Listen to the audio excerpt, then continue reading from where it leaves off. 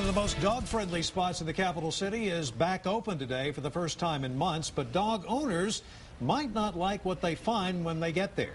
Hello again, I'm Robert Hadlock. And I'm Leslie Rohde. Now, there are some new rules they'll have to follow there at the park, which could put an end to some of the fun at the Bull Creek District Park.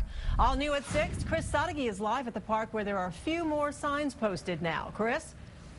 That's right, Leslie. The dogs and the owners are finally allowed into the park, but the park is the priority. And once they get here and see these shiny new signs, some of them may not want to come back.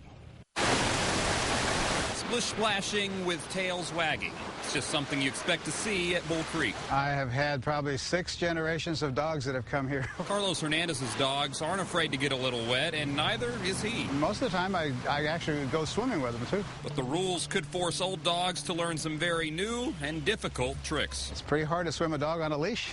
After 6 months, the Bull Creek District Park is back open. It had been shut down over concerns that the dogs and their waste were running off and causing increased bacteria in the creek. Now it's open again, but with strings attached, literally. I mean, it's just not fun for him anymore. He can't run. He can't really play with the other dogs. They're going to get tangled in leashes. Victoria Roth dreads walking her dog Toby or having Toby walk her. He's a very high-energy dog. It might be a tug of war in more ways than one, but the Watershed Protection Department says it's about protecting a park which has been overused and cleaning up some water which is dangerous for anyone to swim in. The water will be tested basically every other week. Engineer Chris Harrington says before the park was closed, it was testing at 270 colonies of E. coli per 1,000 milliliters. The human safety threshold is 126.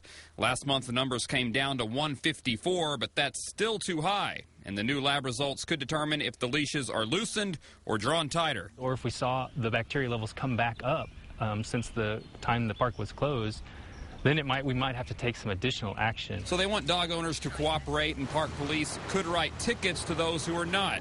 It may make for a cleaner park, but it's not as much fun for Toby. It's probably for the best, but I won't be returning. And so they'll take these lab results, they'll look at them in December, and from there they'll determine whether these restrictions are eased or if they're going to increase them. But if you're caught ignoring these signs, that's a Class C misdemeanor. You could be fined up to $500. We're live at Bull Creek. Chris Sadeghi, KXAN, Austin News.